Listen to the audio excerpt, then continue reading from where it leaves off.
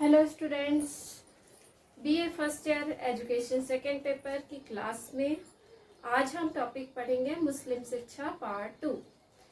मुस्लिम शिक्षा पार्ट 1 में मैंने आपको बताया था मुस्लिम शिक्षा के अर्थ के विषय में, साथ ही साथ इसके उद्देश्य के विषय में और शिक्षा की संरचना यानी शिक्षा के स्तर के विषय में हमने पढ़ा था। आज की क्लास में हम पढ़ने वाले हैं पाठ्यक्रम के विषय में, मीन्स मुस्लिम कालीन शिक्षा या मुस्लिम शिक्षा के पाठ्यक्रम के विषय में आज हम पढ़ने जा रहे हैं। ओके, तो इससे पहले की क्लास में मैंने जो आपको बताया था वो ये कि मुस्लिम शिक्षा स्तर 2 स्तरों में बटी हुई थी, यानी कि उसके 2 लेवल्स थे, प्राथमिक शिक्षा और उच्च शिक्षा। तो आज हम जो पाठ्यक्रम यानी सिलेबस की बात करने जा रहे हैं वो भी 2 ही स्तर में बटा होगा, एक प्राथमिक शिक्षा का पाठ्यक्रम और दूसरा उच्च शिक्षा का पाठ्यक्रम। ओके, मीन्स कितने स्तर का हो गया, प्राथमिक शिक्षा के स्तर का पाठ्यक्रम और दूसरी जो थी उच्च शिक्षा के स्तर का पाठ्यक्रम। अब हम बात करेंगे कि प्राथमिक स्तर पर किन किन चीजों का ज्ञान कराया जाता था और उच्च शिक्षा स्तर पर किन किन चीजों या किन किन विषयों का समावेश किया जाता था। तो सबसे पहले बात करते हैं प्राथमिक शिक्षा यानी प्राइमरी एजुकेशन की, कि प्राइमरी एजुकेशन में किन किन विषयों का अध्ययन जरूरी था। आपको याद हो मैंने पहले की क्लास में बता रखा है, मीन्स इससे पहले की जो क्लास थी मुस्लिम शिक्षा की, कि मुस्लिम शिक्षा का सिर्फ और सिर्फ एक ही मुख्य उद्देश्य था, वो था इस्लाम धर्म का प्रचार और प्रसार करना। तो इसलिए प्राथमिक स्तर से ही यह कार्य शुरू हो जाता था, मीन्स बालक जब जाता था मकतब में वहां से ही ये कार्य शुरू हो जाता था। सर्वप्रथम उसे कुरान की आयतें पढ़ाई जाती थी, याद कराई जाती थी, साथ ही साथ जो है उसे नैतिकता के ज्ञान या कहानियाँ भी सिखाई जाती थी। इसके अलावा जो है महापुरुषों की जीवनी हो गई, उनको भी सिखाया जाता था। तो मेन जो आपका प्राथमिक शिक्षा का पाठ्यक्रम था वो कुरान की आयतों से ही शुरू होता था, जिनको पढ़ाया जाता था, सिखाया जाता था। क्योंकि इस स्तर पर बालक लिखना तो नहीं सीखता था, तो लेकिन सर्वप्रथम शिक्षा का प्रारंभ वहीं से होता था। ओके, तो इस तरह से प्राथमिक शिक्षा में क्या क्या थे, फारसी उर्दू भाषा का ज्ञान, साथ ही साथ गणित है और थोड़ा बहुत जो है अन्य विषयों का भी समावेश था। लेकिन जो मुख्य चीजें थी वो क्या थी, फारसी और उर्दू भाषा का ज्ञान, ये जो था ये मुख्य था वो प्राथमिक शिक्षा का पाठ्यक्रम। अब बात करते हैं हम उच्च शिक्षा के पाठ्यक्रम की। उच्च शिक्षा का पाठ्यक्रम कितने स्तर में बटा था, 2 स्तर में बटा था। पहला था धार्मिक शिक्षा और दूसरा था व्यावसायिक शिक्षा, धार्मिक शिक्षा या लौकिक शिक्षा भी जिसे कहते थे, और सेकेंड जो पाठ्यक्रम डिवाइड कर दिया गया था वो था व्यावसायिक शिक्षा में। ओके, धार्मिक शिक्षा के अंतर्गत वही कुरान शरीफ की आयतें हो गई, इस्लाम धर्म के विषय में ज्ञान कराना इत्यादि विषयों का समावेश किया जाता था। साथ ही साथ इसमें जो है आपके सैन्य अध्ययन हो गया, विज्ञान हो गया, गणित हो गया, इन विषयों का भी समावेश किया जाता था। साथ अब इसमें व्यावसायिक पाठ्यक्रम में क्या, व्यवसायिक, क्योंकि व्यावसायिक पाठ्यक्रम क्या होता है, व्यवसाय से संबंधित, व्यवसाय से रिलेटेड। तो इसमें किसकी शिक्षा दी जाती थी, व्यवसाय से संबंधित, किसी व्यवसाय को करने से संबंधित शिक्षा इसमें प्रदान की जाती थी। और साथ ही साथ इसमें जो है उन विषयों का भी समावेश किया जाता था जिससे कि बालक जो है आगे चलकर किसी व्यवसाय को, रोजगार को कर सके। इसमें गणित है, कौशलों का प्रशिक्षण है, इत्यादि चीजों की भी जो है समावेश किया जाता था। अब हम बात करते हैं शिक्षण विधियां यानी टीचिंग मेथड्स की। किसकी बात कर रहे हैं, टीचिंग मेथड की। पढ़ाने की विधियां कौन कौन सी थी, पढ़ाने की विधियां लगभग जो वैदिक काल में थी, बौद्ध काल में थी, वही विधियां आपको मुस्लिम कालीन शिक्षा में भी देखने को मिलती हैं। जैसे भाषण विधि है, व्याख्यान विधि है, अनुकरण विधि है, स्वाध्याय विधि है और अभ्यास विधि है। आपने यही सारी विधियां लगभग जो है वैदिक काल और बौद्ध काल में भी पढ़ रखी है, तो शिक्षण विधियों में कोई खास अंतर नहीं था, किंतु फिर भी कुछ बहुत स्तर में अंतर आ चुका था, मीन्स लेवल थोड़ा सा बढ़ गया था, उसमें अन्य चीजों का भी समावेश कर दिया गया था, इस तरह से।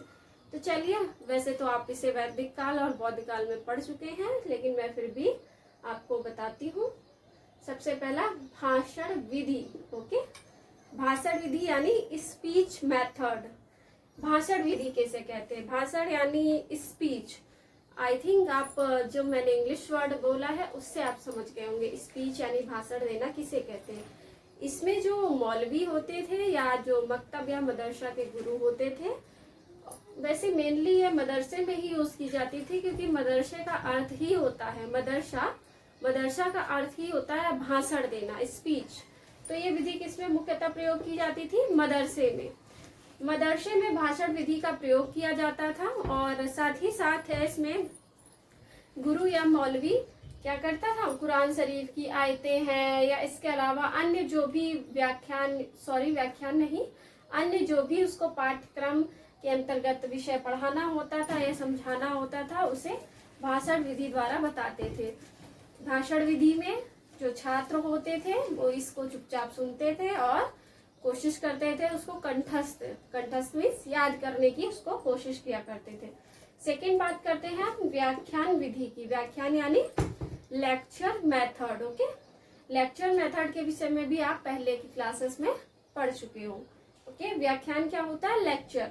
वैसे भाषण और व्याख्यान में एक बहुत ही छोटा सा अंतर पाया जाता है और लगभग एक ही जैसी विधि होती है। भाषण में भी जो है गुरु या अध्यापक जो होता है बोलता है, और व्याख्यान में भी वही होता है, लेकिन अंतर इतना है कि व्याख्यान विधि में जो है छात्र अपने प्रश्न या जो भी समस्याएं होती हैं उनको बीच में अध्यापक या गुरु या मौलवी, ओके, मुस्लिम काल में मौलवी, उनसे पूछ सकता था।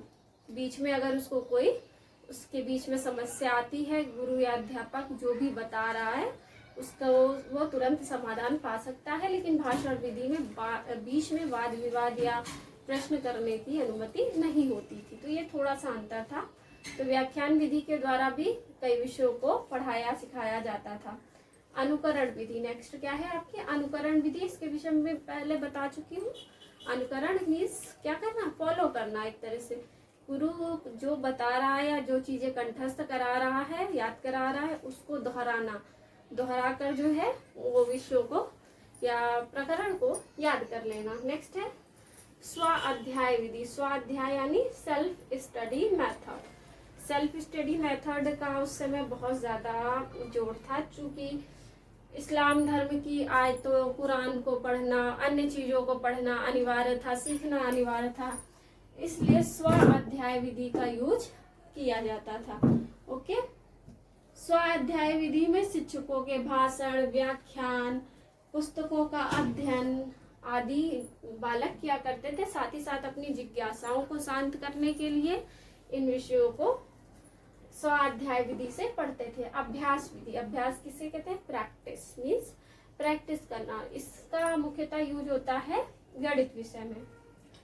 गणित विषय है, विज्ञान विषय जो हो गए, उनमें जब तक आप प्रैक्टिस नहीं करोगे आप किसी भी प्रकरण या टॉपिक को आप सीख नहीं सकते हो। तो इसमें मुख्यतः अभ्यास विधि का भी उस समय प्रचलन था, यानी मध्यकालीन में या मुस्लिम कालीन शिक्षा में। अब बात करते हैं हम अनुशासन की। ओके, अनुशासन क्या था?